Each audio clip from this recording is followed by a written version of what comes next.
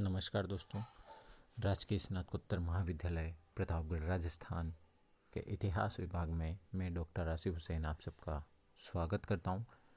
दोस्तों, आज के वीडियो में हम प्रागैतिहासिक संस्कृतियां मुख्य रूप से पाषाण काल के बारे में अध्ययन करेंगे। आइए देखिए।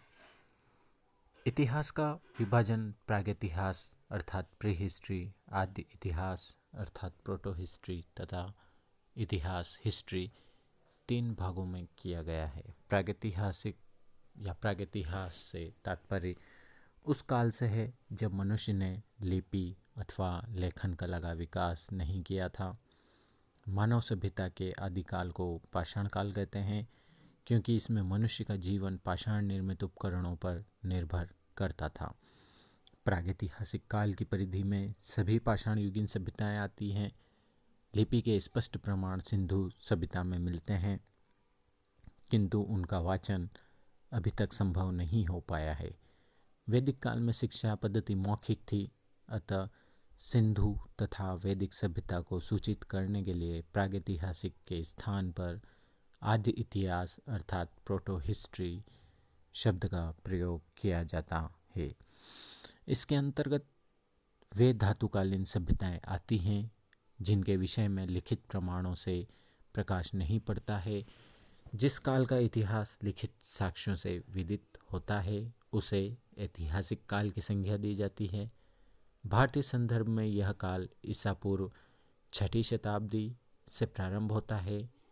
इस प्रकार कालक्रम की दृष्टि से मानव सभ्यता का 0.001% काल ही ऐतिहासिक काल की श्रेणी में आता है।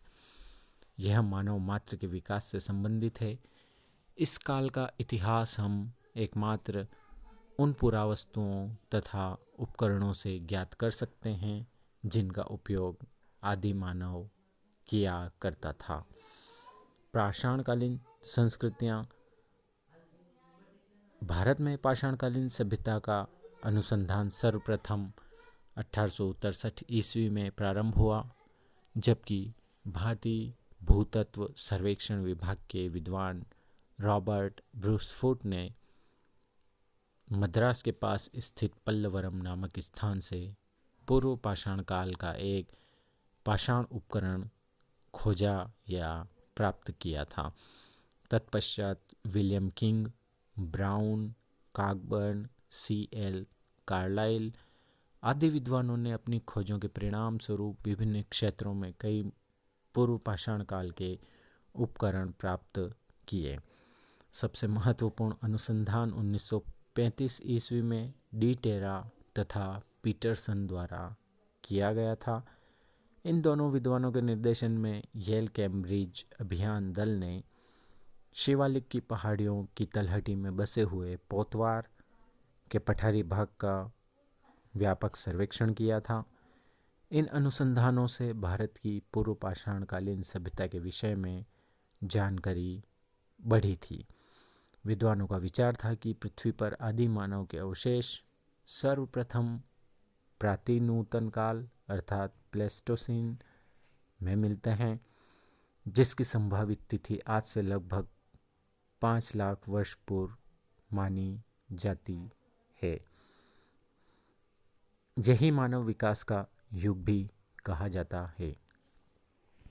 आदि भारत में जीवाश्म अर्थात फॉसिल्स भारत में अभी तक नहीं मिले थे, किंतु हाल ही में गुजरात के खंबात की खाड़ी में 9,500 वर्ष पूर्व की अब तक की सबसे प्राचीन सभ्यता को खोज निकालने का दावा राष्ट्रीय महासागर प्रौद्योगिकी विभाग NIOT के अनुसंधानकर्ताओं ने किया है।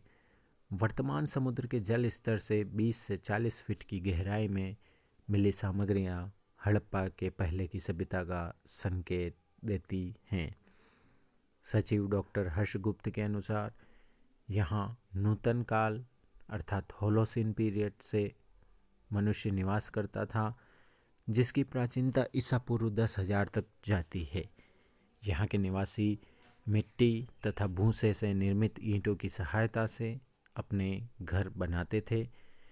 जीवन शैली विकसित थी। मनुष्य समूह बनाकर रहने लगा था। गृह निर्माण में प्रयुक्त सामग्रियां तथा कई कलाकृतियां खोज निकाली गई थीं या खोज निकाली गई हैं। धारदार तथा छेद वाले पत्थर तथा मणियों जैसी प्रस्तर कलाकृतियां भी मिली हैं जो तकनीकी कौशल को प्रदर्शित करती हैं। साथ साथ मर्तबान के टुकड़े, जानवरों की हड्डियां, मनुष्य के दांत आदि भी समुद्र तल पर गड़े हुए मिले हैं। इससे स्पष्ट है कि भारत में भी प्राचीनतम मानव सभ्यता के अवशेष विद्यमान थे।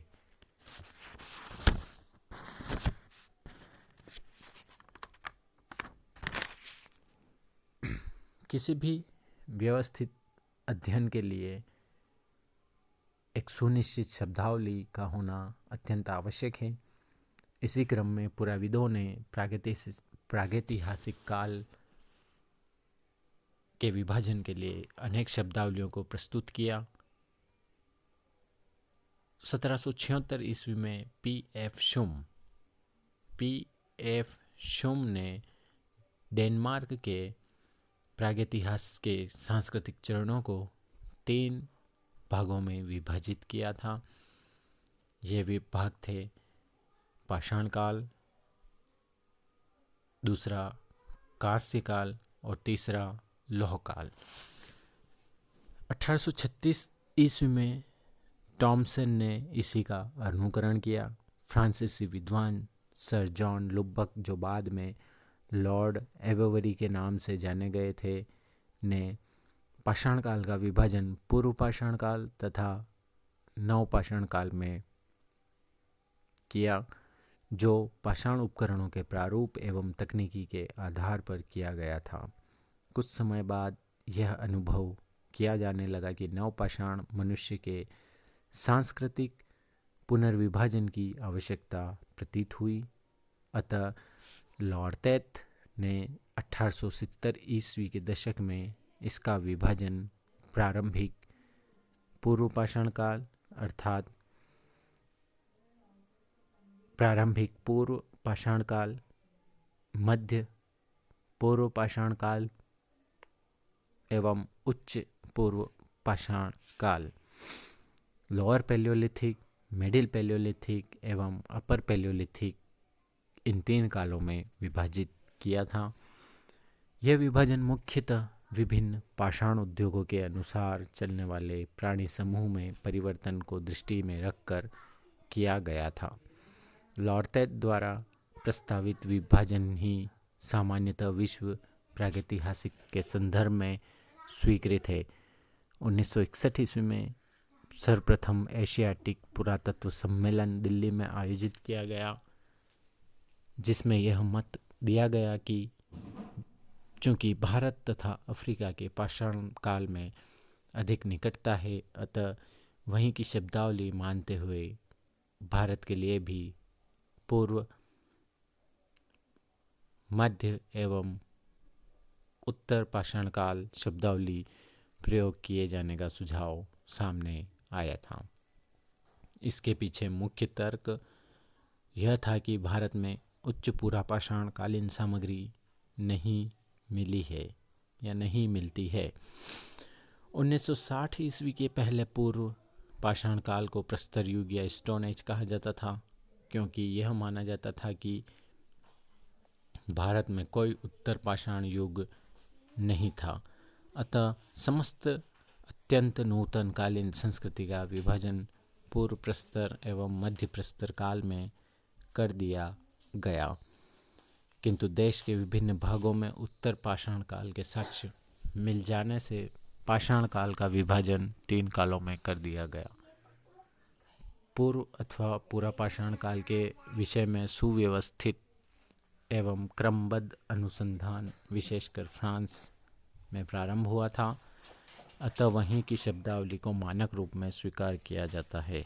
अफ्रीका में पुरापाषाण काल के लिए प्रारंभिक अर्थात अर्ली, मध्य अर्थात मिडल तथा उत्तर अर्थात लेट पाषाण काल नाम दिया गया है। यूरोप में इसका नामकरण निम्न अर्थात लोअर, मध्य मतलब अर्थात मिडिल तथा उच्च अर्थात अपर या पूर्व पुरापाषाण काल के रूप में हुआ। उच्च पुरापाषाण काल का विशिष्ट उपकरण ब्लेड ब्यूरिन है, जो कि भारत के विभिन्न भागों में अब उच्च पुरापाषाण संस्कृति के साक्ष्य प्रकाश में आ चुके हैं। अतः भारतीय पाषाणकालीन संस्कृति का नामकरण भी यूरोप के अनुसार ही किया जा सकता है, जो इस प्रकार से हैं। पहला पूर्व या पुरापाषाण काल, दूसरा मध्य पाषाण काल और तीसरा नवपाषाण काल। पूर्व पुरापाषाण काल के उपकरणों के भिन्नता के आधार पर भी 3 कालों में विभाजित किया जाता है: निम्न पुरापाषाण काल, मध्य पुरापाषाण काल एवं उच्च पुरापाषाण काल।